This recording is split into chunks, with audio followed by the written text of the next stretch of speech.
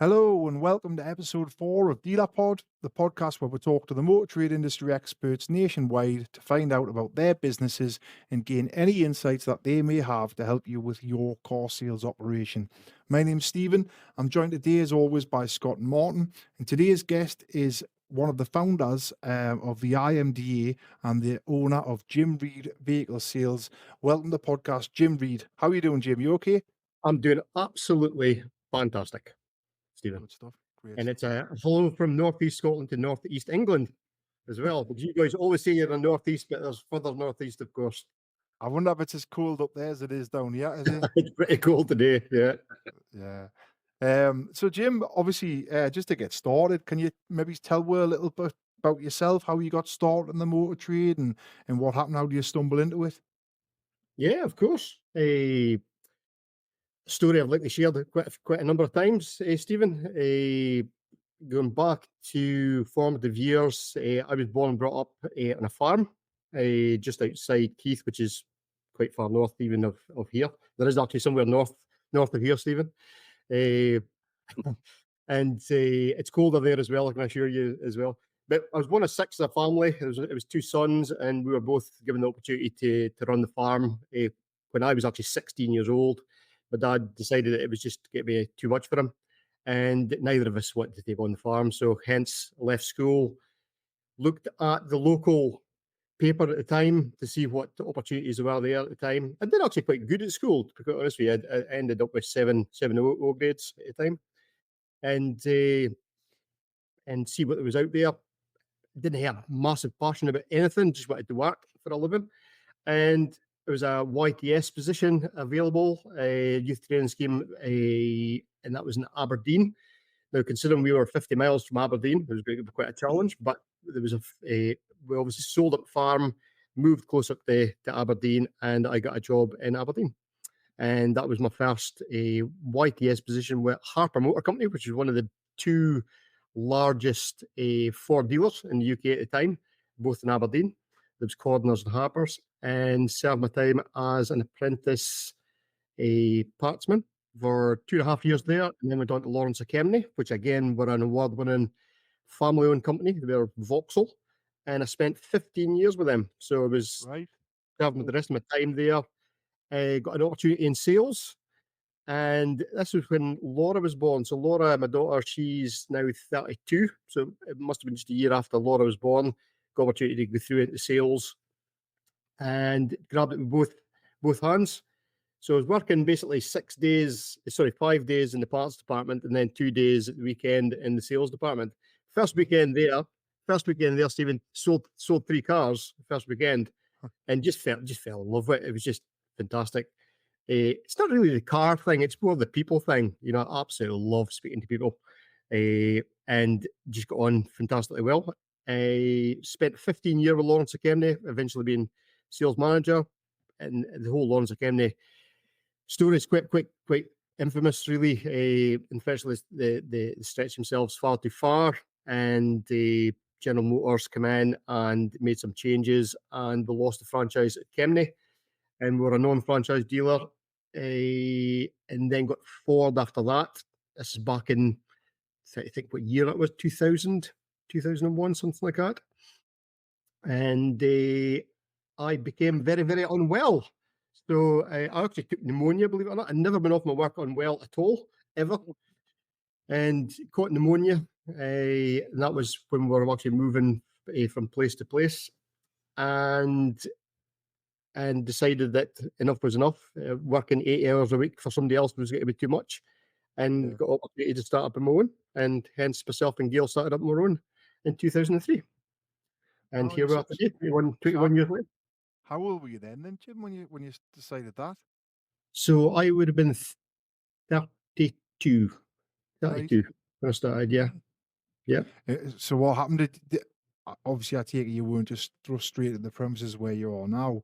Did you start off from home, or did you get like a little site, or what? Or No, you know, I see it. It's funny because you see different people doing different things with regards to obviously home trading and things like that.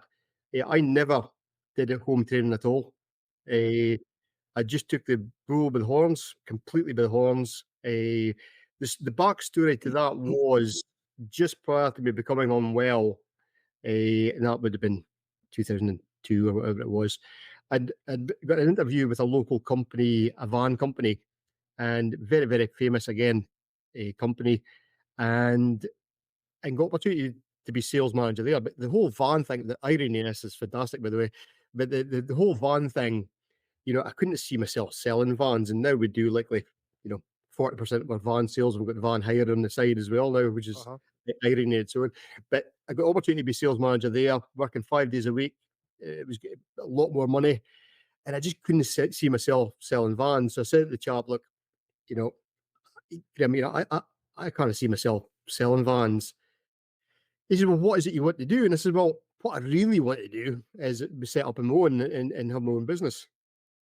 And he said to me, and I'd only met this guy once, and he says, "Oh, he Hmm. says, I can see the passion there, Jim." And he says, "Once you're in a position where you've made your mind up that that's what you're going to do," he says, "come back and speak to me." And I don't really understand what it means, but listen, I'll keep it in the back burner anyway. So long story cut short, and become unwell, missed out on obviously the kids' holidays because it was over the summer period. Back into October holidays, wasn't allowed to take my October holidays with the kids, and I decided that no, that's not happening. So basically, got a business plan put together. Went back to this chap, and I says, "Hey, Graham, do you remember me?" And he says, "Yep." He says, "Have you got your plan ready?" And I says, "Yeah." So we sat down, and basically within an hour, we decided that we're going to set up a limited company together, and that's how it started. So it was three directors, three shareholders, myself, my wife Gail, and Graham, and that's basically how it started up. And within 6 years, we bought them out completely. Right. That's how it started. And we had, because obviously there was a partner in there at the time, we had to have proper premises. So we just got stuck in. We committed to premises. We got the place set up. I think we started with about 10, 12 cars, something like that. I think maybe 4 or 5 of them were actually weren't even ours. They were just seller Sale return and vehicles, return. Yeah. the good old days. And that's where we built it from. So just myself and Gail. And Gail was obviously still looking after the kids. The kids would have been 7 and 9 at the time. So crazy times, but enjoyable times. Fantastic, fantastic time. The first year, this is what I always remember, and I know one of your questions on some of the back issues there, Scott, was, what kind of advice you would give to people going into the business. And one of the things that I learned massively was your first year, you spend nothing. You know what I mean? You basically plow every single penny back into that business to grow the business, and you spend nothing because you've got no time off. 7 days a week. I was absolutely shut up. I vowed at the end of the first year that I would actually have the first employee was going to be a valeter, and that I would never clean a car again. And apart from my own car, I've never cleaned a car again because honestly, it's just it's non-forgiving, is it? It's just you go back to square one every single time. And but just the two of us just got stuck into it. The second year, however, you become a bit cocky. You think, oh, we've done this and we've made this money, and you start stretching yourself a bit further. And gee whiz, the second year was a bit of a shock to me, to be quite honest with you, because it was like, I had to kind of slow things down and make sure there's plenty of money in at the end of the month to make sure obviously you pay the suppliers. A couple of times I was almost caught out, maybe just stretching with too much stock, and it's a great learning curve, isn't it? It's a fantastic learning curve.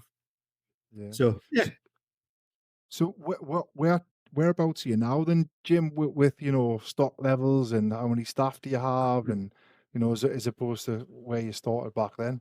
Yeah, so I mean, so we started just myself and Gail for a start, and Yeah. really Gail, she would say she was part time, but she was likely part time because obviously looking after the kids as well. Yeah. So that was 21 years ago, something like that. And now we've got 16 full time employees if you count myself and Gail on a roll, and I think they're 4 part time. I think it is. So yeah, so it's 2021 maybe something like that. I think it is. So And I bet you're taller now, is it? Eh, it's the challenges are different. Yeah. I think we've got to always wish. Sorry, be careful what you wish for, don't you?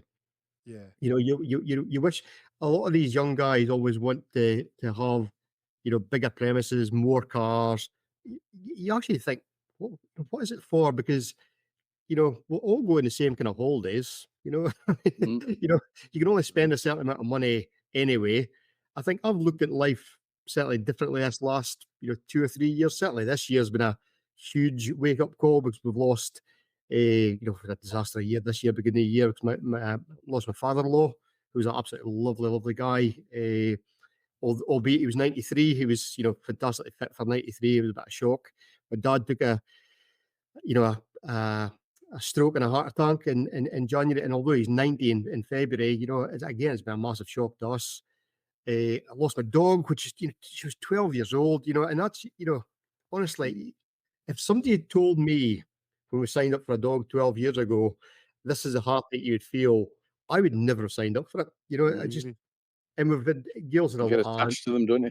Oh, and girls and a lot of aunts and a couple of aunts and an uncle, just very, very unwell and some other funerals to go. I think it's for me, you know, how do you measure success? Because everybody measures it differently. People measure it in their bank accounts. People measure it in the time they can spend. I now work 4 days a week. I take a Friday off, a Saturday off, and a Sunday off. And barring one day that I actually covered Liam, my son, in the service department for a Friday to let him down the road to his in-laws, I have had every Friday off since November last year. So It's good. it's this discipline. And I think everybody's different. No, one of the biggest things I always say is don't compare yourself with anybody else. And especially the trade, because I think we're all guilty of it. We'll Mhm. all go, "Who's this guy?" And you'll look him up in the company's house, and you'll think, "Oh, how much how much net worth's he worth?" And it doesn't. I don't care. Honestly, I don't care who. If somebody's willing to put their lives in the line, their car, their house in the line, whatever it is in the line, listen, just let them bang on with it. Everybody's different. Some people have been left money. I've never been left a cent. In my life, so you just got on with it. Everything's not always what it seems on the outside, on the inside either, is it? So Hey, listen, absolutely, 100%, 100%. But I mean, the trade's a fantastic place. What I mean? It is. It's a really, and you understand why some people go out of the trade and miss it so much, or some people can't get away from a trade because it's all consuming, but it's fantastic at the same time, isn't it? And yeah. and I love everybody wishes for things to go really, really well, don't they? That's everybody's wish. Not have any hassles. I love a challenge though. When a customer had phoned in on Saturday, with an issue, which obviously was a vehicle that had been in on Thursday afternoon getting a service done, and stupidly the guy, the mechanic had left a screwdriver on top of the scuttle panel. The guy was going absolutely mental. But we calmed the whole thing down. We got it all sorted out. We made apologies. Guys absolutely happy as Larry that there was myself, Liam, and my salesman had all called him, cooled the whole thing down. So it is what it is. Mistakes are made and you just get going with it. But I do like a challenge, and I like a challenge. There's nothing better than speaking to somebody and get a challenge sorted out, is there? Mhm. When it doesn't cost you any money, yeah, that's all right. But when a, when a, It's true, isn't it? when a comeback or a screamer starts costing you money, then I don't like those challenges. If I'm honest, Jim. Again, we've all got to deal with it. We all Yeah. go through exactly the same thing, don't we? We all go through. You hope that we over prep our cars. I know we do. We spend a fantastic amount of money on our cars, but one of the things Jamie said in the last podcast, which was a phenomenal podcast, by the way. If it an ounce of Jamie's energy, it'd be fantastic. But you know, I value my reputation.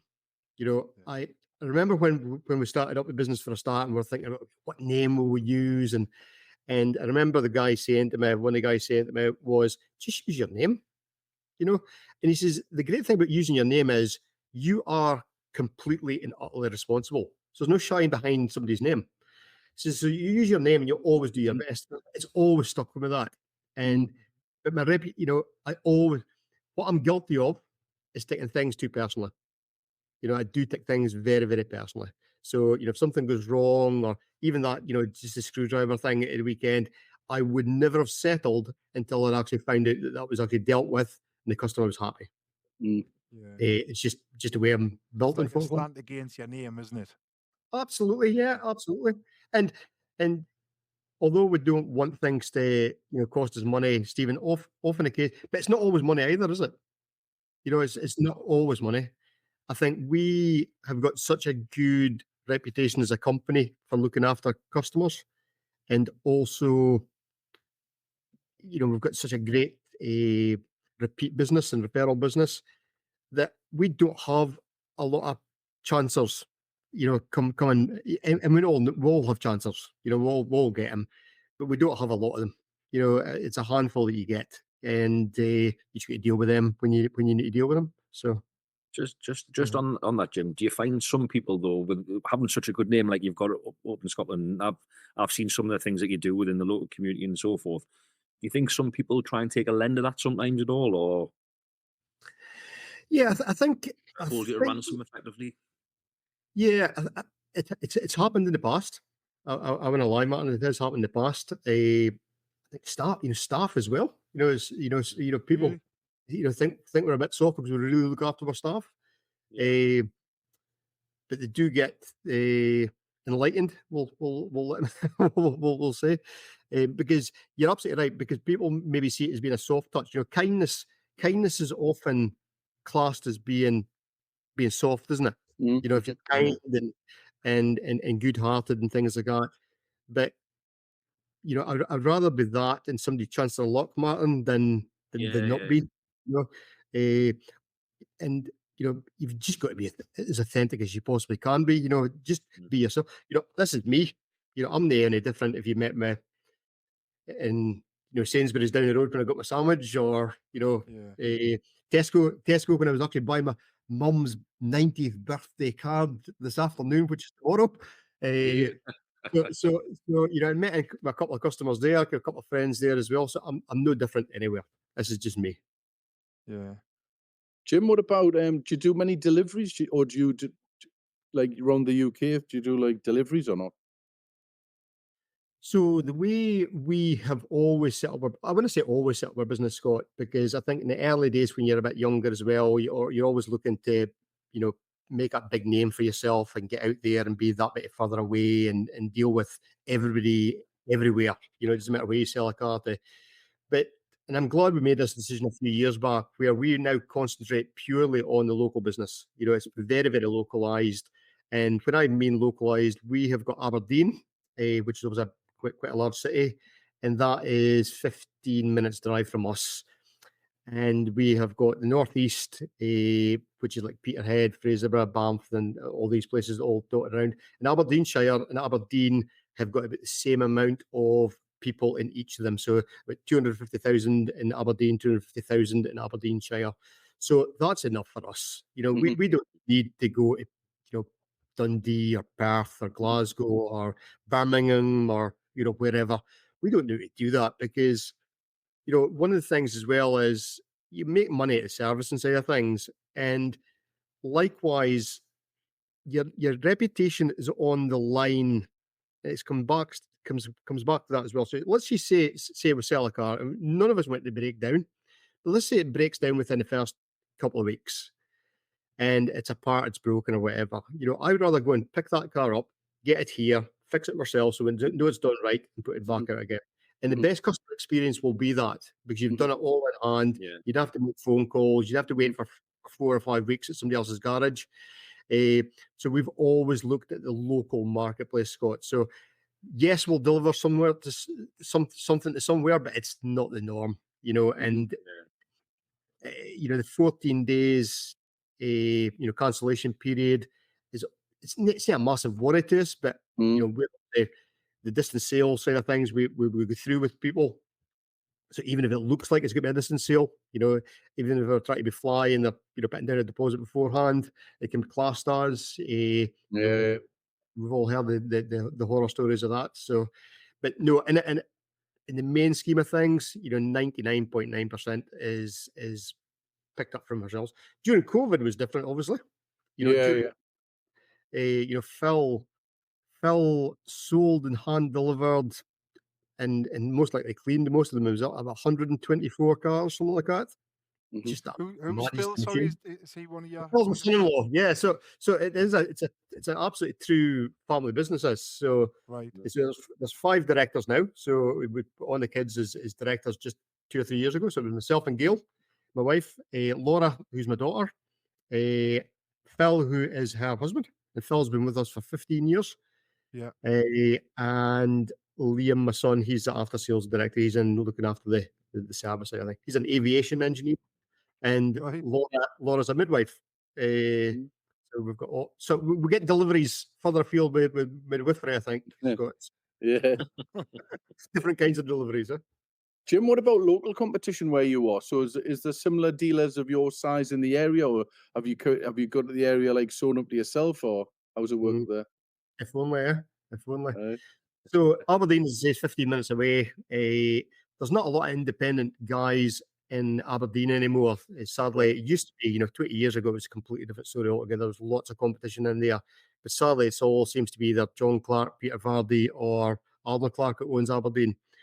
But local, I mean, basically just across the fence here, we have got Sandy Thanes, a little name drop for Sandy Thanes.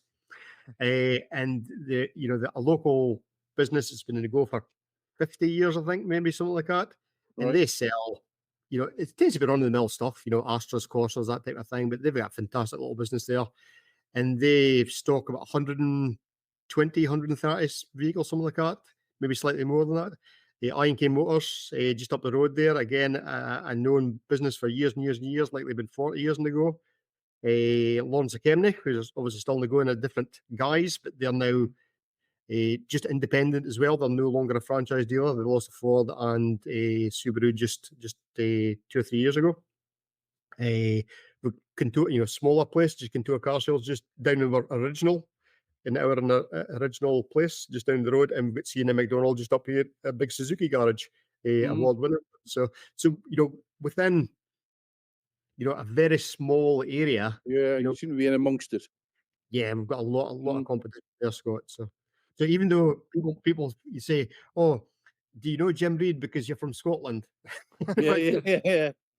Make it as simple as that. Well, I said that to the lads. They'd both heard of you. I said, Jim Reid. I said, we'll try and get him on. They said, yeah, we know who Jim is. Well, to be honest with you, I thought it was just you and Arnold Clark up there. So, Jim, what sort of how many cars do you guys stock then, and what sort of volume are you doing at the moment? Yeah, so we stock. I mean, it's a lot less, obviously, because we'd rather stock less but more quality cars than just have rubbish in. And we've always kept or try to keep, obviously, the regime of under 4-year-old cars, because again, prep costs and again, reputation wise of that, because you can sell older cars and they'll definitely, it doesn't matter if you're buying a year-old car from us or a 10-year-old car from us. I think the customer's thoughts are exactly the same. It's bought from ourselves, and we'll have the same comeback side of things. And as you know, the warranties and things like that cover the same. So we try and keep it to 4 or 5 years old cars type of thing. And we stock around about 40, 45 type of thing. So it's not huge amount, but we've got room here for likely 80, 90. And in fact, when we moved here for a start, like it was that first 2 or 3 years, it was like up to about 70 something, 75, something like that. So we've kind of scaled back a little bit more quality. Rather than So you've got a lot of before staff mind for 45 cars, haven't you? Yeah. Good. Say again, sorry, Steve. You've got a lot of staff for that amount of cars. Yeah, but what you've got to remember is we've got a van hire department, which has got 2 of those staff. We have got the service side of things, and we've got service and MOT facilities, which we used to just look at as being a cost for ourselves, do our own stuff. But now these guys, I mean, since Liam took it over, we've doubled the turnover of that place. It's just unbelievably busy, and there's now a 4-week waiting list or something like that for getting in there. So we're doing it right, we're marketing it right. So there's in the service department alone, we've got 4 4 fully qualified techs, an apprentice, and 2 front of house. You know, and you need drivers up here as well. That's one of the things. You know, so they're all in the payroll. You know, and vaulters. You know, 3 vaulters.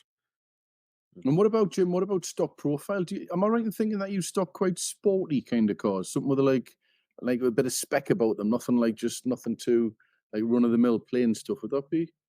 Yeah. So kind of our headliners, Scott. So they're kind of, you know, likely about a quarter of our stock, something like that, or that type of thing. Right. You know, where it's the golf, R's, GTIs, that type of thing. You know, the front row's got quite a nice sporty line on it. But you know, some more run of the mill cars. SUVs obviously do well. You know, 4-wheel drives do well in this part as well. And obviously commercial stock as well. That tends to be, you know, where we're at with the stock. So it's a wide range of stock. It's a wide range of stock, but at the same time, it's you know, it's all within the same kind of age bracket and that, you know. So, Jim, are there any? Well, I think we asked this to Jamie as well. We keep asking this question. Are there any particular brands you tend to keep away from if you can? we used to not touch anything French. Nothing against the French, of course, but Yeah, agree. A bit problematic electrics and so on. yeah, they can be. I think nowadays it's really difficult, isn't it? You know, to know what brand to go for. There's nothing that kind of stands out as being super reliable anymore. You know, they've all got their traits. I think it's now down to knowing what, you know, make and model is a common pest, if you know what I mean. But you know, is there anything we keep away from? Some of the cheaper stuff. Nothing in particular, no. You know, the electric stuff's never taken off for ourselves. You know, we do 1 or 2, but there's not a demand. I always say that Aberdeenshire's going to likely be the last place on the earth that's selling diesel vehicles. I think it's going to get you know. So, and what about what was I going to ask? You know, when you're sourcing your stock, do you get that from? Do you try and source locally, or do you buy from all over the country, or where do you get your cars from? The privately? yeah, so traveling, you know, delivery costs are always a problem for ourselves because of where we are, and you've always got to build that in. So we're always going to be that more expensive buying something in because you've got to get it from south. We do very well in the local market, so people just selling their car privately will come to ourselves either because they've done it before or seen our adverts. You know, we spend a wee bit of money on Google and Facebook, you know, just marketing that side of things. You know, sell your car at gym type of thing, and that seems to work and attract a lot of people. And you just pick from there which ones you want to buy. Is that costing you much, Jim, to do that? I just know it's not huge money, Stephen. No, it's not huge money at all. You know, it's you know, what, £600-700 a month, something like that. But you know, you make up. You know, you can save on a car. Yeah, you know what I mean? yeah. And are you what sort of out of that spend? How many are you buying off the back of that? Oh, I mean, we're likely buying, you know, for maybe half a dozen, something like that. It's good, isn't it? You know, Good return. yeah, absolutely. Yeah, absolutely. Even if you said it was costing you £100 to buy a car, you know. I know. Especially if you take into account they're coming to you, and you know, when you consider if you're spending £400 or £500 to get a car delivered from somewhere else, it's probably a good thing, isn't it? Yeah, You well, I mean, probably you know, double down on it. you know, you know, even you know, a vehicle from yourselves. Let's say, you know, northeast, you know, Newcastle, Sunderland, something like that. You know, come up to ourselves. Don't say Sunderland on, yeah, Jim. We'll boot you off. It's Sunderland. That's sacrilege, that. We'll go back and say it's Newcastle then. So you know, for Newcastle to ourselves is likely, you know, 250, you know, £300 to get something up the road. We've got a really good relationship. There's a girl does a lot of trade plate driving for us, so she's up here 2, 3, 4 times a week, and we've also got transporters and things like that as well pick up for us as well. So yeah, good. But you know, other than that, you know, we use, you know, some of the remarketing groups. You know, we do a lot of, you know, we do 1 or 2 pre-reg stuff, although we didn't shout about the pre-reg side of stuff. It's kind of still underneath the table type of thing. It always feels a bit cloak and dagger, doesn't it?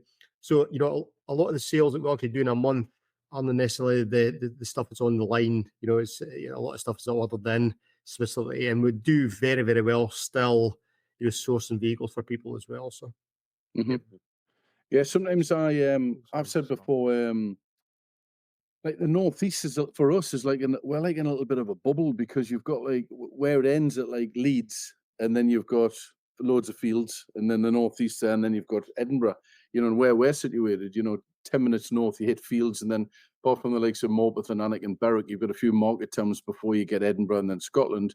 If you go east 10 minutes, you're in the sea. And then if you go west, you get the Western Bypass in Newcastle, then it's just fields until you get over to Carlisle. So where you've got like Durham, Sunderland, Hartlepool, and Middlesbrough. So we're like a little bubble. So I was thinking, what businesses in the northeast, you're up against it, because you haven't got like the chimney pots, So talking to Jamie last week there, down like Derby, Nottingham, Birmingham, where everybody's all crammed in together. Manchester, Liverpool, Manchester, all that. location wise in the country. Like if we had our business down there, would be doing so much better, because there's obviously an area. Is it similar for you where you are in Aberdeen, or is it still quite compact where you are up there? yeah, I think it's quite similarities there, Scott, to be quite honest with you, because we do well in the community because we're community led, if you know what I mean. We're in that kind of community side of things. The difficulty is we've got different challenges for a lot of the dealers in the UK, because we don't use Autotrader. We've only used Autotrader for 10 years now.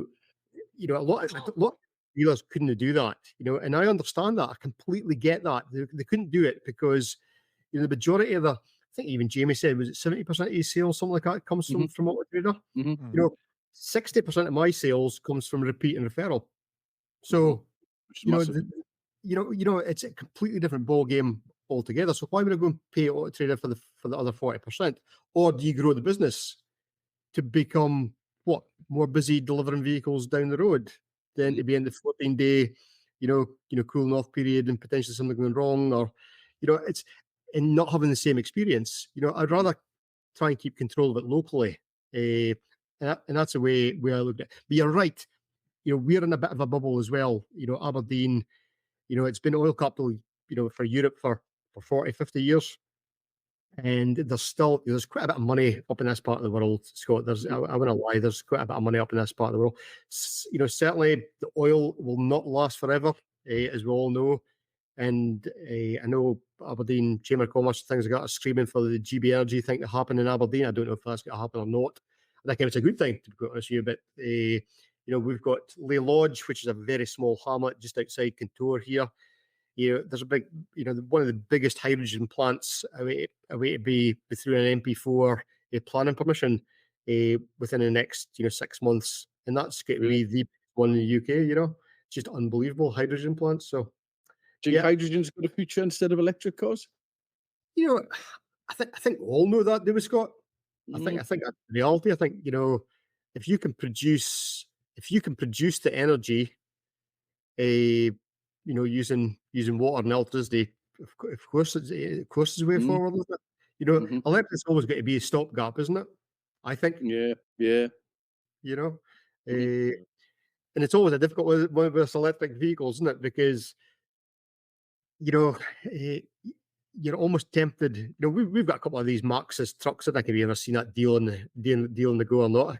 I couldn't not to go for the deal. It was just to get it was actually the chase of the deal to get the deal that I went for these Marxist trucks. I think we're paying £87 a month for one of the trucks. Yes, goodness. It's just unbelievable. That's unbelievable. And the guy's just running back and forth at the house, so it's just a commuting vehicle to run back and forth.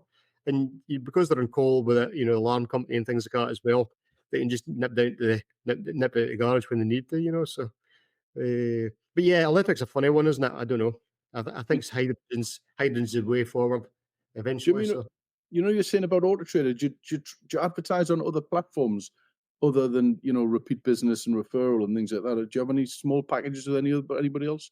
What you think works? So does anything else work? I know. Does it? I don't know. I know. So where's your other 40% coming from then, Jim? So the other 40% a lot of it comes from social media. We do still do very, very well on social. But we've now got, as the size of the company we are, we're kind of all over social. You know what I mean? We're, and I want to say we're on like TikTok and things like that a lot, but or even Insta. But I mean, Facebook is our main port of Number call. one. Yeah. And that's for us. That's the age group we want to go for as well. Yeah. That's where our business lies. And even out of those ones that you count as social media ones because they've seen the car that they bought as on social media, they may well have been a repeat customer. Most likely been a repeat customer. So does that one's classed as a repeat or is it classed as a social one? It's very difficult when you try to divvy up which ones come from where, but your social media is over 30%. So you've only got to make up 5-10%, of new business. Jim, do you get many customers? Do you get many customers saying they've seen your car on Autotrader? So this is very, very interesting, Scott. So you do sell. There's no doubt about it. You do sell. We do. If we worded the question, I think it's how you word the question. I think that's one of the things most dealers, if they want to cut down their packages with Autotrader or whoever, just in case Autotrader are liable against me, if they want to cut down any of their packages at all with any other advertiser, what they should actually do is don't use the word of the advertiser, because if I said to a customer, "Oh, do you see that in Google?" They'll say, "Yeah, I saw it in Google." Or if I say to them, "Do you see it in Autotrader?" "Yeah, I saw it in Autotrader." Of course, it's the customer doesn't. They don't really care. They're just wanting rid of that the answer to that question. They just want to answer it. To move on. We're trialing a thing at the moment because when we've left it to the salesman, and it's no disrespect to the sales team, and I think it's felt across the UK. If you leave it to the lads to ask the questions, they kind of just tick the boxes because they want to get the car out and move on. So we've got clipboards now, which we give to the customer while the salesman's doing the actual paperwork. And on that clipboard, I can't remember, there's like 6 or 10 possibilities of where did you actually, what did you actually type into Google to actually find the car. But we made sure that Autotrader was last on the list, so it wasn't just an easy tick. And then there's a little comment box where the customers can write a few comments. So when you're physically giving them that thing to fill in while you're doing the paperwork, I think it says like, was finance explained to you and we're happy with this, that and the other. So we keep all that information back and that's working well. But I think the conversion of customers filling it in is much higher than what it was when we were relying on the lads to just do the ticky box exercise. So we'll wait until we get about 2 months worth of information to try and pull it all together, which will then should be able to give us a bit of a pattern as to where we think everybody's coming from. Because I'll put my hands up. I thought we were tracking more cars than we thought Autotrader were providing. But then when we had just a glance at it, we were surprised, and the amount more was coming to us was from Autotrader. Where we're like yourself, we're heavily into repeat referral. I think about 82% of our cars we sell are within a 5-mile radius. So it's all about coming back for the servicing, service plans, body shop, all that kind of stuff, which is very much like yourself. And then hopefully they'll buy more cars and they keep coming back if they've had a good experience. Autotrader is massive for you though, Scott, still though, surely. Well, it is, and it's probably the size of where we are. That's why I was asking Jim about competition. Has he got much, around him where he can, have that whole area to himself type of thing, or is he still against it? But I do. The idea is, I think what Jim's doing as well is, I think if you can have that 60% of business coming to you every single month, which isn't off an advertising platform. The idea is you grow that 60%, so that 60% comes to 70%. Then you can reduce your 30, and then if the end goal would be to be 100%, don't have to advertise, or advertise just a little bit, or just use the organic reach to keep your name out there. Even the world's biggest companies are advertising; they'll spend millions and millions. Oh no, they repeat. Well, say all the time, Let's say the Coca-Cola thing. They thought they didn't have to advertise, and then Pepsi took over. That's a classic, isn't it? So, I think you still have to do it. And there is always instances of people. I mean, I've had great experiences when I've been buying whatever it may be, insert product A. But then if another company's selling something that I really, really, really want, even though I've had a great experience there, if they don't have it, I'm still going to go to that to the company for what I want, which and I, don't get us wrong, I can see the value in getting repeat customers all the time. It's fantastic, but I do think there's an element of that you're still going to always have to advertise for. Well, you still need to top up, Stephen. At the end of the day, even at 100% repeat, you can't get 100% repeat, can you? Because people die, they'll move away, they'll do different things. So you'll never get 100%, as we all know. But if you aim for that, if if you treat everybody right for a start, not only is it the most fantastic experience, and the staff love it as well because you're treating the customers right. It snowballs into that effect, doesn't it? It snowballs. But likewise, I understand why people still advertise on Autotrader. Going back to your original question, where else do we advertise? We advertise, I think, in car gurus, I think, and it's a free pack. It's a free package we've got with that. Now, we've been on Motors, we've been on eBay, all these guys, but nothing comes close to anything which actually gives us what we see as value for money. We use a company called Yatter. I don't know if you've ever heard of them or not. You should actually look them up. Really, really good guys to deal with. A Scottish company, and they will take your money and make it the best they can for a Google search, and they can do obviously social media, Facebook, and things like that as well. Yatter, yeah. Yatter. Lovely guys to deal with. So we spend a bit of money with them, and we will get older couple come in there. T-Cross just in Thursday or Friday, I think it was. Where did you see where the car advertised? You said you saw it. Oh, I just Googled it, and that was a Yatter. It was Yatter that actually got that for us 100%. Because you can actually see it. It goes into a HubSpot CRM, so you can actually see the people. So so they just Googled T-Rock near me, and it brought the car up on your website. Yeah. Yep. And there's nothing better than that, is there? Because one of the problems you've got, one of the problems that I always found was, we'll use the example of Autotrader because, and I don't dislike Autotrader. Please don't think I dislike Autotrader are fantastic, really, for what they do for the industry. Absolutely. And they own the motor trade, don't they? Because we're now using obviously the price markers and things like that, but you can't avoid them now.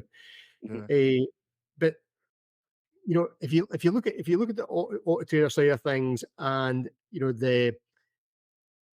I've completely lost my thread of what I say, Steve.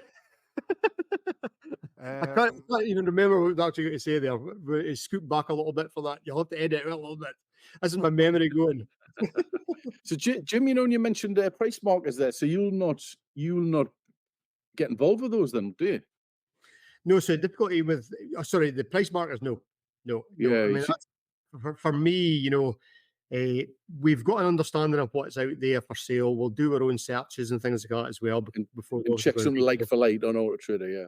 100%. We use we've just had one noticed into the CAP HPI because we're just fed up with how out of touch they are. We've got no, and that's been our sole pricing since with Glasses Guides, years and years ago. So that's been a big shock to the system. But at the same time, we're using is it VRM 360? I think it is the Brego pricing structure and things like that. And it gives you some guidance in there. So that's good because it gives you the market value of the cars, isn't it? And it's then retail back. Which I think Autotrader, they actually instigated the whole retail back thing, but I think you'll find actually the motor trade did that. Retail back, yeah. And what about your disposals for when you get part extras in? Do you deal with local traders, or what's your process? Or do you'll obviously try and go again with ones you can retail? Yeah, so the majority. I mean, we'll make that decision quite early on in the game. Normally, when we're looking around the vehicle at the time that we're actually doing the part exchange thing. So it's then deemed as either being retail or trade. If it's a semi-retail thing, as in we've got our own workshops that'll go in, have a wee check over, and then we'll make the decision if it's going to go to trade or not. And then instead of going and spending lots and lots of money on it, often the case is you'll look at that car and you think, I can make this X amount of money, and you'll put it through and it's 13, 14, 1,500 pounds of costs. You think, well, somebody else can. My standards are.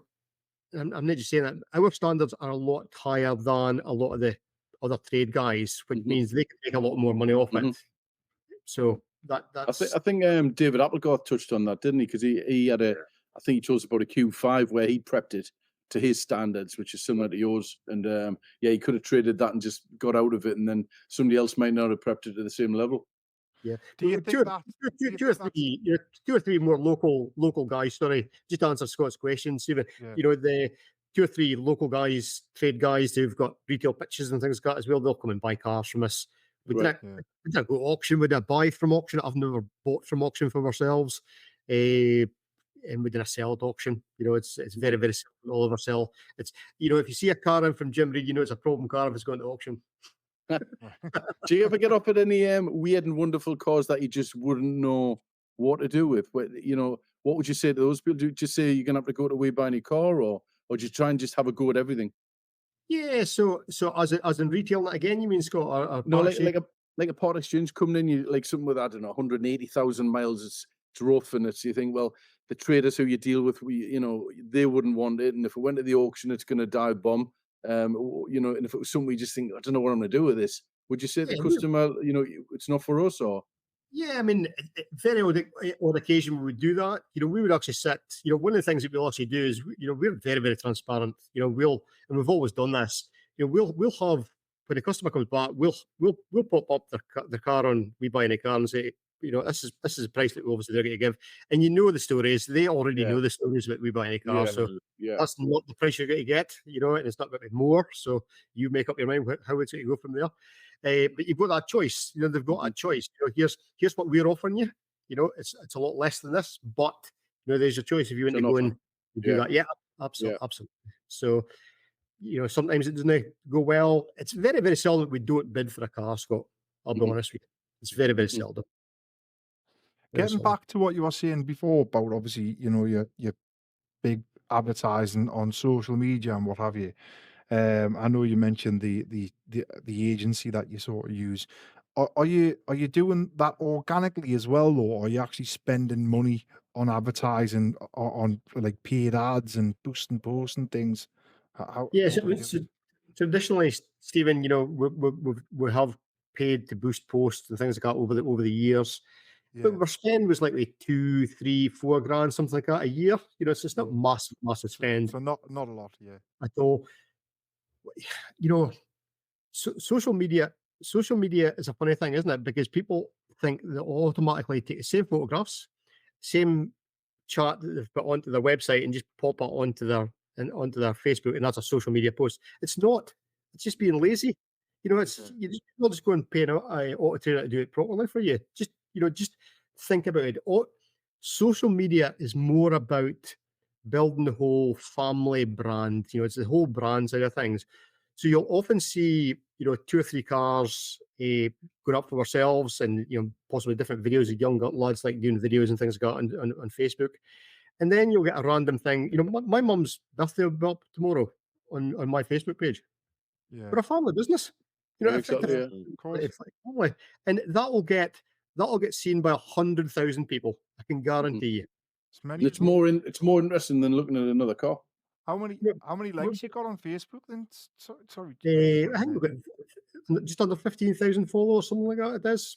It's just not massive. Yeah. Our organic reach is really, really good. On a normal, post, just say for a car, 2,000 or 3,000, something like that.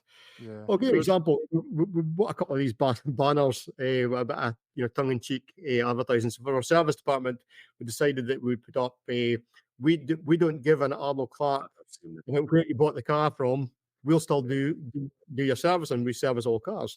And we did it for Kazoo as well a wee while ago, and it did really well, the social media. But I stuck it onto Facebook and I stuck it onto LinkedIn, and both sites did exactly the same amount.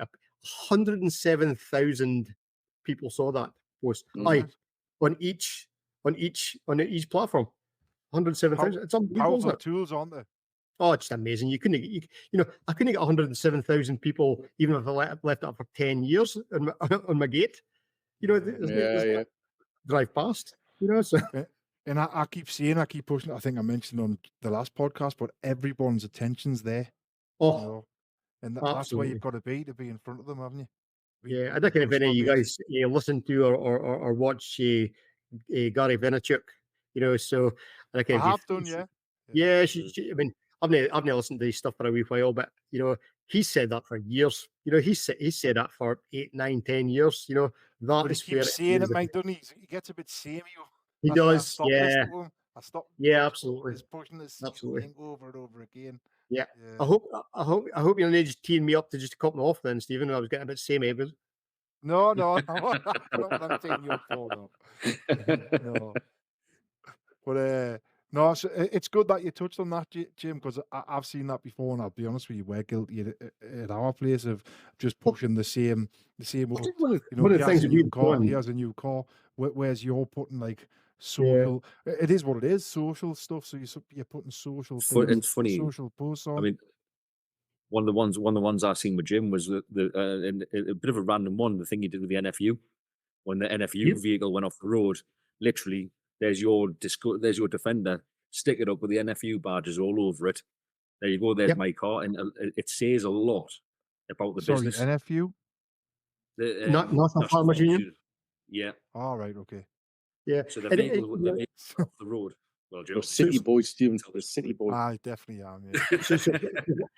So what that does, Martin, is, one, it's a fantastic visual because it's a Defender. The logo sat really, really well on the vehicle, hence I took the photograph. But it also highlights the fact that we look after our customers fantastically well. Yeah. You And know, had your number plate on the very bottom of it as well. and we sorted out a problem. It's a problem which most people would empathize with because they've likely experienced it themselves. Yeah. And we've owned that problem and just went forward with it. And that's what we've done. We're not bragging about something we've not done. We're just doing it. And it's a way of telling a story, isn't it? Because everybody loves a story. Yeah. Everybody loves it. One of the things you said, Martin, right from the start, is you see the stuff that we do for our community, and that was it last year? So it must have been two years ago. We're slightly about this time of year, and we're coming up to 20 years old, and we thought, well, how do we celebrate being 20 years in business? Because it's a big milestone for us all, isn't it? You think 20 years, is a fantastic milestone. And we spoke about it with the kids and we said, through different, we'll do this and we'll do that. And you could actually see the budget for this growing bigger and bigger and bigger. And I went, listen, I'll tell you what we'll do is we're going to spend no money on it at all. Okay.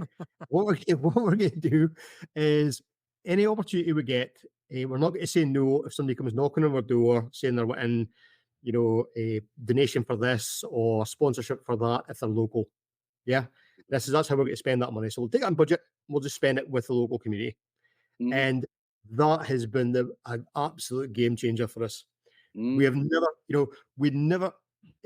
we've got Contour, Kemnay, and Inverurie, we're in Contour. Yeah. And we've always struggled with Kemnay to try and get people to come across. And they're it's a village of about 4,000 or 5,000 houses, something like that. Inverurie's a bit bigger. I think it's about 18,000 people up in Inverurie. And it's almost like rivalry, just local towns type of thing. So you got very little from these. That's been a game changer, unbelievable game changer. People actually they come in and they will say, "Oh, see, so you're weeding the square of Contour, and we're painting tar last week. I was down on my hands and my knees, painting black paint onto the tar to make it look beautiful for the street party, and I love doing it." And I've now set up the company, so I've now got time to do these things as well. Because the company, when you're speaking about selling cars and things like that, I've only sold a car for like a couple of years ago. I didn't get involved with selling a car. I'll certainly get involved if the customer's sitting in there, and I'll go and speak to them. And if they need a second face or whatever to go and speak to, by all means, I'll get involved. But I'll leave Phil to the sales side of things. Phil's been with us 15 years. If he doesn't know it now, he'll never know it. So, he buys and sells the cars. He treats the money like it's his own. And we've now got, as I say, my son Liam. He's on the sales side of things. So, I've got it made. I'm living the dream. Jim, my daughter was working for me, and I sacked her twice. And and I was just wondering, would you ever sack Phil? What's the relationship there? Because things have never been the same between me and my daughter since then. Well, luckily, Phil, I don't know why. He's son-in-law, isn't he? So he definitely sacked him. But imagine the hell of what would happen there. Phil, you sacked, you're out. I mean, Phil and I have got a great relationship. We really have a fantastic relationship. But I will not say that we've not had our fallouts where he's thrown his keys out and he said, I'm not going back. He's done it a couple of times. But the reality is we fall back in. I think when you I don't know if you've met Phil or not, but it's almost like I hear him on the phone and I think to myself, Christ, that sounds like me. And he's not even my blood. But yeah, it's a difficult one because there's no escape, is there? Because my daughter's quite, and he lives with lives with my daughter and my 3 grandkids. So there's never escape from ourselves. So it is kind of all consuming for Phil. So I feel sorry for him sometimes. I think Gail, my wife, feels a bit more sorry for him than I do most of the time. But He's stuck with you. But honestly, fantastic, fantastic guy. He lives and breathes the place. He's never off his phone. He runs the place absolutely spot on. Yes, he's got his faults, but I've got my faults as well, Steve. Son-in-law and Liam, my son. It's fantastic having your son working for you. It's like a dream, isn't it? And yet, one of the things I said to him when he was leaving school was, "Look, you're not coming to work for me. End of." I mean, he's a lad that would do things at the house, making something at the house, and always falling out, over something like the two alike, us two, looks wise as well, unfortunately. And how old's your son, Jim? How old is he? He's so Liam's 28. Oh, 28. Yeah, 28, just nearly turned 28. My son's in the business, but he's 20, so he's still learning. Yeah, I think we're all still learning, Scott. Yeah, true. Yeah, very true. Yeah, I learn every day. I know everything already, maybe. He's actually he's actually a helicopter engineer, so he was lucky enough to get the helicopters when he was really young. So he left school, went and did his helicopter training down in Swindon, Gloucestershire, and then spent 7 years with Bond Helicopters, and he got an opportunity to come and work for the business, and he grabbed it. So yeah, good. So all different stuff. My son's a Hoover engineer. He started valeting with the Henry the Hoover. Yeah, he started when he was 15. He's not in valeting now. He's in sales, but yeah, he's 20, so it's life experience, isn't it? They've just got to take the time at that age and try and listen and learn. We've got him in the managers' meetings now, so I've said you're not allowed to speak though. You just got to sit and listen and learn. So his second one's coming up on Wednesday, so I think he quite enjoyed it. Yeah, I think it's fantastic to get your kids involved. It is. It's the greatest thing ever. Having your kids around you. And I think they go through. We all go through our ages, don't we? When you're 20, you think you know everything. You know what I mean? 30 tends to be slightly worse, but you've got kids as well. Then you get 40 and you think, oh, listen, I don't have to prove myself the same. And you get to 50. Well, I'm 54 now, and I think, oh, listen, I don't care. Just goes over your head, doesn't it? I honestly don't care what anybody thinks.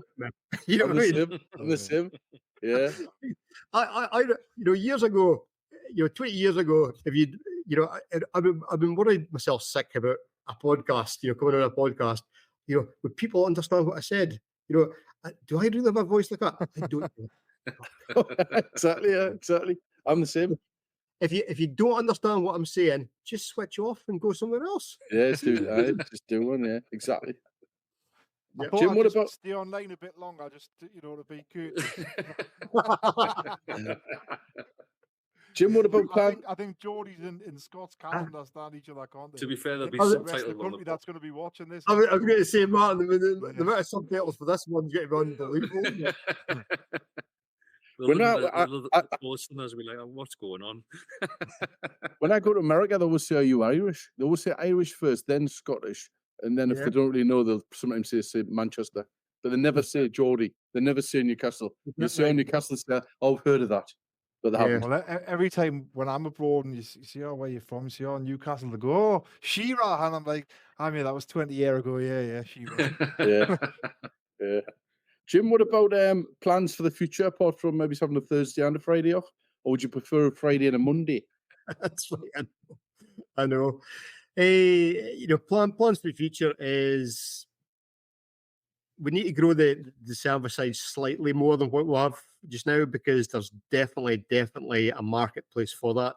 And I know it's difficult to understand how that's going to go, but I think when you're not a huge player in the marketplace and you're not a tiny little player, it's very difficult. So you've got to gauge that right. And keeping staff, keeping proper good staff is quite tough.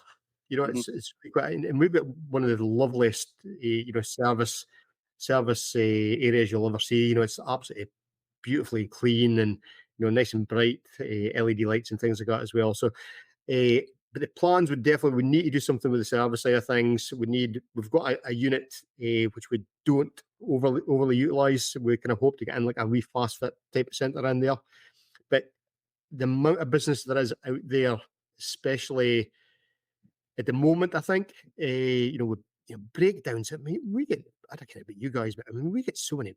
I name our own customers' cars, just people saying broken down, they need a car. And we're having to put them off because our diary's booked for 3 or 4 weeks in advance. It's just absolutely crazy. The van hire side of things does really well, Scott. I know you obviously tried it with held hire as well. Didn't get great success with that, but we've kind of grasped it and run with it, and that's doing fantastically well. We've got a second person now on. Greg's away to start doing the longer time hire. So like 2-year ones, which are obviously good money. You get decent money out of those. We like dealing the marketplace for the vans. We've got 2 or 3 really good customers with small fleets of vans because we love dealing with those because, and I kind of about yourselves, but there are van companies that just deal with vans, isn't there? There's companies out there who just sell vans and service vans, and I don't think they treat their customers that well. It's almost like, you're a painter or a decorator or whatever it is, but we treat everybody just like a retail person, and they just think it's fantastic. So that certainly the service side of things would be on the up. The sales side of things, I think just where we're going just now, we're happy with the results. We can always sell 1 or 2 more. It's always a challenge, but you just got to keep an eye and be flexible, haven't you? So yeah, exactly. Jim, what's your biggest challenge? There's like 3 challenges, isn't there, Stephen? I think we're all in agreement with this. One's staff, one's customers, and one's cars. And if you could do you do without them all. if you could do the job without any of the 3, then it'd be fantastic, wouldn't it? I just get rid of all 3 would be the best job in the world. Yeah, I think staffing's like is a big challenge. Getting proper trained people is really, really hard, and then keeping those, you're putting through your training, and then keeping those, people, and we do, and I'm not just saying this, we really do look after our customers. Our staff. We always say staff first, customer second. That's how we keep people, because if you look after your staff, they look after your customers. It's an easy process then. But keeping those staff, because there's always somebody. That's one of the things about LinkedIn, isn't it? You put on about doing this and doing that, and record sales or whatever, and then all of a sudden they're getting pockled. That somebody's knocking their door, going, "Listen, I see you're doing okay at Jim Reid's. Would you like to come and work for us?" It's just it's never. There's never a month goes back. Do you ever have any challenges with staff getting on? Anyone falling out or? We've always had that in the past. Not everybody will get on. We've got a good team just now, a very, very good team just now. It's a nice settled team just now as well. Everybody seems to get on fine, but you have challenges. It's life's always a challenge, isn't it? If everybody got on, it'd be pretty boring, wouldn't it? EastEnders wouldn't exist either. So that would be a good thing, to be fair, Jim. I love EastEnders because my life is so quiet and almost mundane that I just have EastEnders on just as a background noise, just to remind myself that people do shout and swear. I can think of better things to be on in the background, mate. Listen, let me go and just switch on my charger just a second. I actually plugged it in. See, it's just stupid me. I plugged in my charger, but for the laptop, but didn't switch it on. It will. That's how good I'm going to be having an electric car. Yeah, one of my lads downstairs, he likes Emmerdale, loves Emmerdale, and he loves Vera as well. When Vera's on, I'm like, yeah, nah, don't know. He's downstairs now. Yeah, Vera's good. Do you get Vera's Defender in for a service, Scott? No. I don't know where that would go. I don't know. We've seen them a few times filming in the northeast. Yeah. I never watch it. It's not my type of thing. Yeah. I like more violence. Not my cup to see that. It's been put back into the rafters now. It's I don't think there's any more filming of Vera anymore. Is that right? No, I think it's done. He'll watch like reruns as well on Dave and things like that. He really loves it. Who? Yeah. I'm not telling you. Ma- He's downstairs though. Oh, The yeah. rat- Sorry, yeah, employee, right? There He's is that, believe it or downstairs. not, right? On ITV, there's an actual channel for it. There's a VRET channel. Oh, Never tell him. heard of. Yeah. See, I only watch stuff that's on like HBO. Not that I watch it. I like a lot of American stuff. Yeah, I was on the plane not so long ago. I had Wolf of Wall Street on, which I've probably seen 20 times. Just an easy watch on the plane. And yeah, he had Emmerdale on. Which is a bit. Is that how you model yourself on, Scott? The Wolf of Wall Street. No, that's you. For Redgate. The Wolf No, of that's you. Redgate. No, that is definitely you. Right. Yes, that's Yeah. definitely you. I'll Anything take else? it. I'll take Anything else? You'll say, will you? Anything else we need to cover? Have we missed anything, lads? Anything with Jim? I think you touched on it before earlier, Jim, but I'm just going to maybe ask you it again. Do you have any more advice for? See, obviously in the DealerWay group, I think there's a good mix of people like yourself who have been established for a long time and do the job correctly and right and are making money and all the rest of it. But there's a lot of people who are in there who are starting out and who've maybe been going a couple of years and they can't really get the gears turning correctly, or they want to take on a premises and they maybe a little bit hesitant to take that next step, or that they're selling cars but they're not turning a good profit. Just there's all sorts in the trade. And do you have any other advice for anyone? Could you think of anything else that you could maybe tell them? Yeah, I think just being it's going back to the same old thing, isn't it? Just be genuine and authentic. With your customers, and with the rest of the guys in the trade. Don't be scared. There's never been a better opportunity now. If you turn the clock back, 21 years when I started up, there was never this network thing. There was never this, pick up your phone and you couldn't speak to your competitors next door because you'd see it as being a weakness. So the young guys have never had it so good. The guys that started now, they've never had it so good because there's so many people willing to help. Maybe circumstances are different though. So my advice, or what my experience has been is likely different from, the guy asking the question. So it's very difficult you can only give the advice that you've actually experienced yourself, I always think, or more rounded general advice. I think, being genuine and authentic and don't be scared to ask. I think, one of the things, I know we'll speak about mental health and things like that, but, I do think we were very guilty of not speaking to each other enough. Just generally, I encourage my staff to come and speak to me. The door's always open.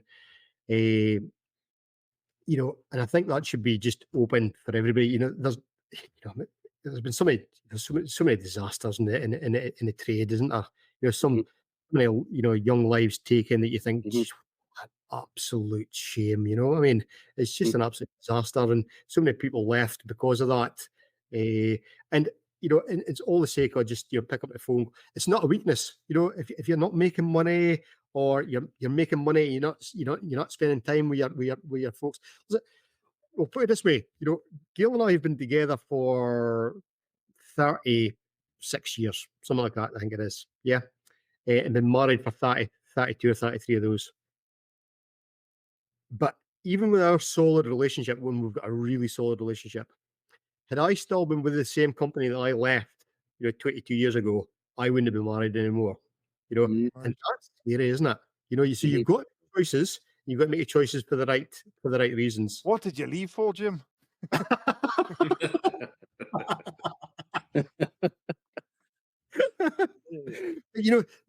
the reality. There's so much.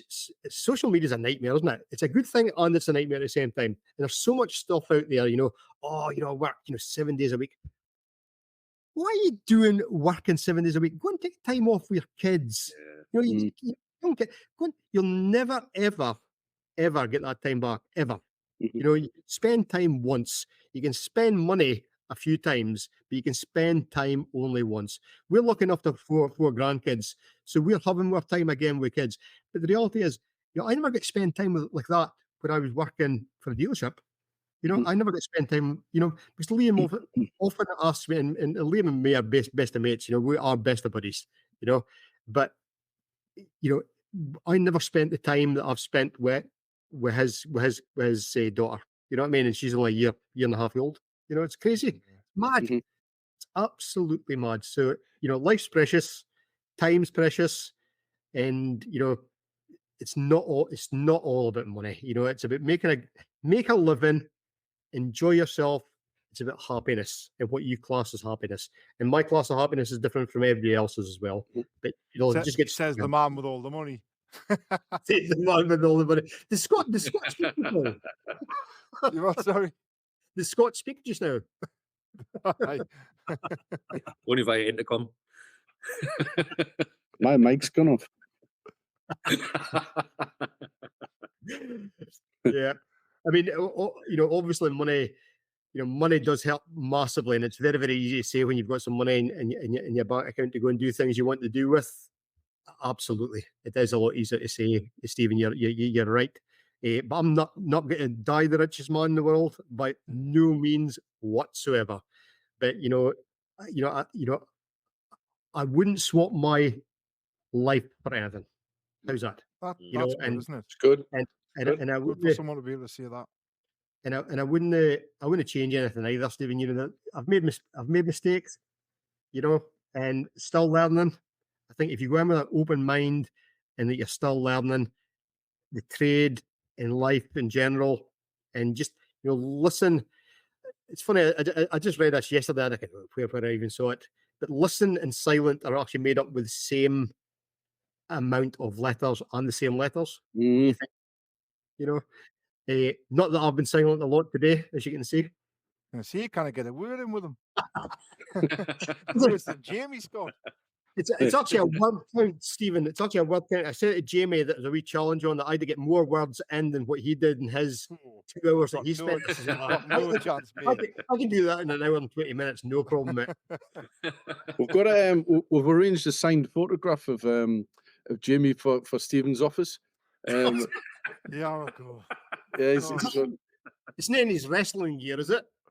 yeah, in his wrestling gear with a thumbs up saying "Come on" like that, and he's going to sign it at the bottom, and Stephen's going to have it on a nice frame in his office like that, and just every morning going to go in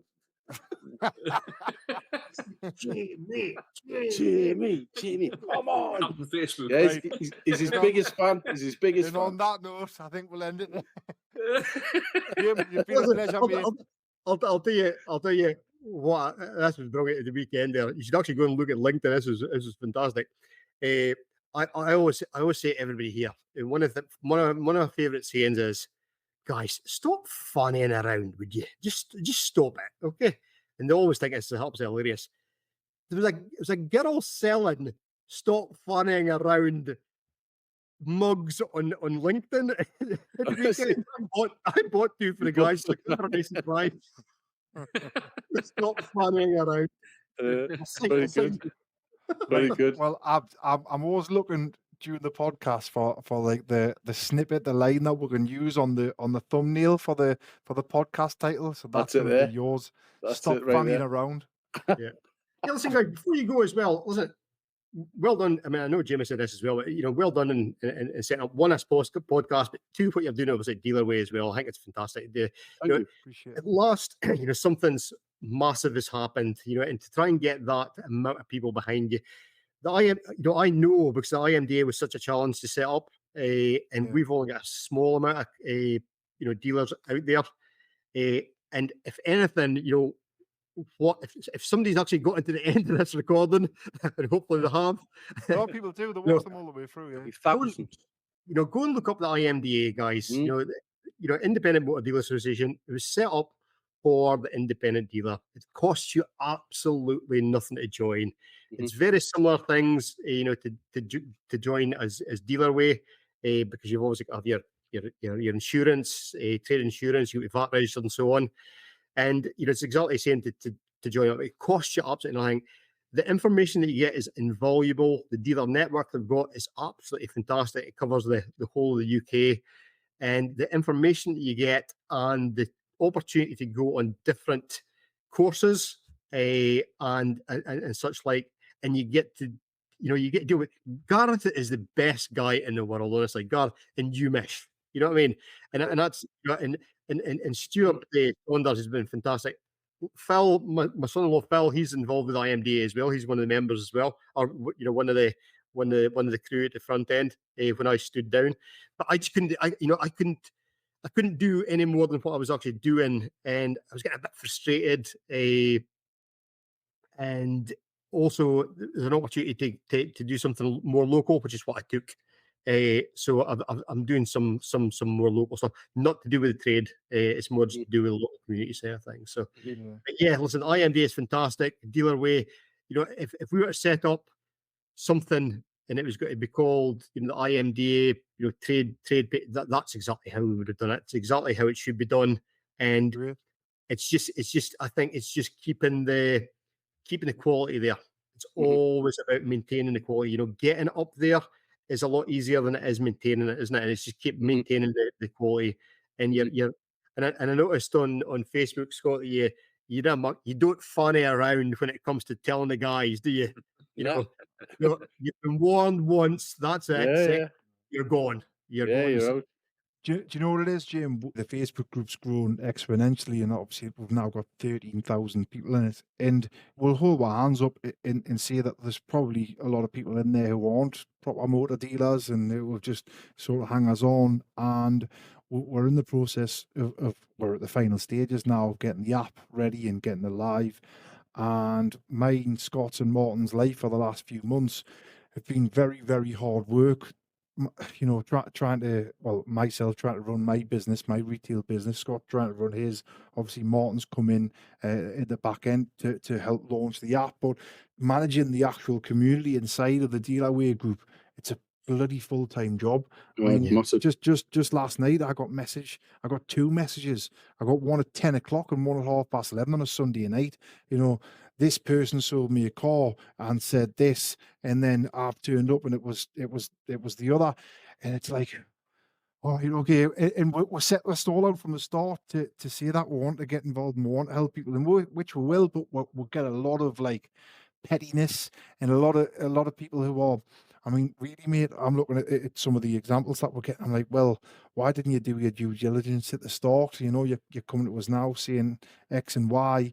And if you had just checked that person's Facebook profile, has he sold cars to other people before and what have you, you mightn't have been in the situation that you were. We're finding it really difficult to manage. And I just hope that anyone out of the DealerWay community that is watching or is listening, we do care about you. We do care about the deals that you're doing. Just bear with, we're getting back to you because we're inundated with messages all the time. Yeah. He said this, she said that. And we'll get back to you and we will try and help as much as we can. However, you need to do your own due diligence when you're dealing with some of these people. And part of the reason for making the app is to get rid of, I'll say it, get rid of some of the people that are in the group, because there's a lot of people in there that aren't as straightforward as like see yourself, Jim. They're not describing cars correctly, that they're not playing ball correctly. I had a guy, I'll not mention any names, but and I'll try and be a little bit vague about it, so even he doesn't understand what I'm talking about. But he messages saying, I spent in excess of £30,000 on a car. And I was like, right. He says, and I've got problems with it, blah, blah, blah, and it wasn't dealt with correctly. I says, all right. So I says, did you see the car? He says, no. He says, I just sent the guy 30,000+ pound. And I was like, sorry. So you were in DealerWay's group. You've never dealt with this person before. And this person's just a Facebook profile. And you've sent them over £30,000 up front for a car. It's been delivered and it's not right. And now there's issues with it. I just don't. I don't understand that. It just doesn't make any sense. And really, we've banged our head against the wall a few times. We've told people inside the group, like, look, don't pay anyone up front for a car. Don't even pay a deposit. I don't pay a deposit up front for a car. Me, I like to stick to my word. My word's my bond. Obviously, there's a lot of people who aren't like that, but we're creating the app is going to be like that. Everyone's going to come on, they're checked and vetted. There's going to be no paying for cars up front, no having to leave deposits. If you put your name down on a car, you're buying the car. And if you don't buy the car, but if we investigate and find that you haven't bought the car just because you've changed your mind or whatever, we'll just kick you off. You know, we don't want to deal with it with that. You know, we want proper traders like yourself and create a good community. And I think it's like what Jim said, the IMDA as well. It's like quality, isn't it? We keep saying quality over quantity. The the numbers is for vanity, but if you get quality dealers, you could have 200 quality dealers who are having a good time on there, and it's good, and it works rather than people just spoiling it. We've had a couple of people where they sent the money and the people have disappeared. Yeah. And this is what can you do? This is what you should ring the police. The temptation is always when you're trying to grow something is to try and grow it really, really quickly. And we had a lot of meetings in IMDA to try and, we'll just go and do it. We went to get 1,000 at that time, I think it was, just go and do it this way. And, and I said, listen, we're just going to open a can of worms. It's like opening the floodgates, and everybody, you can't, gauge everybody then, and we've got a really good group in IMDA. But likewise, there's so many other great dealers which aren't part of the IMDA, and I think it should be, because the stronger the network, the stronger the voice you've got. The fact that that they're not scared to, the guys aren't scared to lobby on your behalf. Certainly Gareth does his bit with DVLA and very successfully. So I think it's definitely worth your group, who are hopefully listen to your podcast here, to go and do that. Absolutely, 100%. Is just to go and get it joined up. It's free of charge, as I say. Very similar joining process to what you've got your own, and you speak to Gareth and just get on with it. It's got to be a plus point, isn't it? Definitely. And it's another Facebook. It's another Facebook group that you can actually have a chat, and serious chat about stuff. And it's genuine people, 100% genuine people.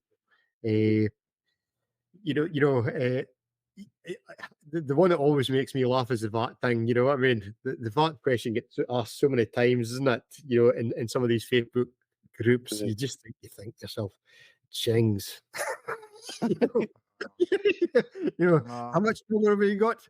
No, you definitely need to be VAT registered. You know what I mean? Wow. Yeah. The minefield at times. There's that many chances out there, though, isn't there? Oh, absolutely. Having gone through recently, Stephen, gone through a little side story for you. We just went recently through a VAT inspection. I don't know if any of you guys have been on a VAT inspection or not. I've done one, yeah. Yeah. So the 21 years we've been in business, we've had 3. We've had 3, which is on which. They must think you're up to something, then, Jim. They must think I would. Dodgy Jim, dodgy. That dodgy Jim Reid again. They must think, we've got to do an HMRC inspection on one in Scotland. Oh, we'll just pick Jim. Yeah, so we'll just pick him. just had one just recently. 94 deals they looked through. 94, and they were very specific with what they're looking for. And they found one error in 94. Now that can't be bad. It just so happens, and here's a little tip for you guys and for the rest of your dealers as well. Is it was a finance deal, okay? And when we propped it originally, the guy we went to prop it as a business deal. It was propped through Motonova. It was on their system, and it was proposed as a business deal, and it defaulted to a VAT qualifying vehicle when it was actually a margin vehicle. Now it then went on to a private deal, that it stayed as a VAT qualifying vehicle, although it was never a VAT qualifying vehicle at all. However, as soon as they produced the invoice for it, because it was obviously a computer-generated invoice from Motonova for the finance, it said it was a VAT qualifying vehicle. Our internal, our invoice in our system, on our Dragon system, said it was a margin vehicle. Because they didn't match, and because the electronic one and the finance one takes precedence over the dealer's one, and I reckon if you knew that or not, but your finance deal one takes precedence over your own finance, we had to pay the VAT. Yeah. So £4,500 worth of VAT. I got a bill within a week. You've got to pay this £4,500.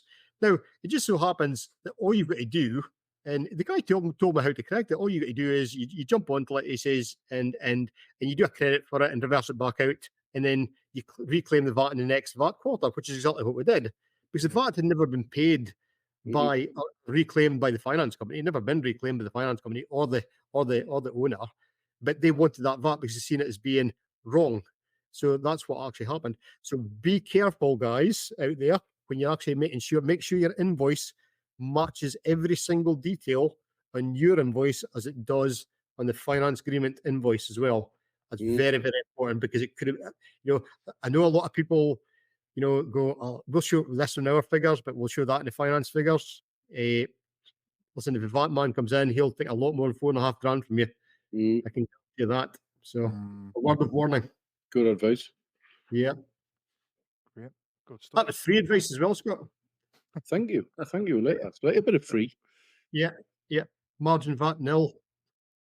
That would be nice. On VAT, we nice on every deal.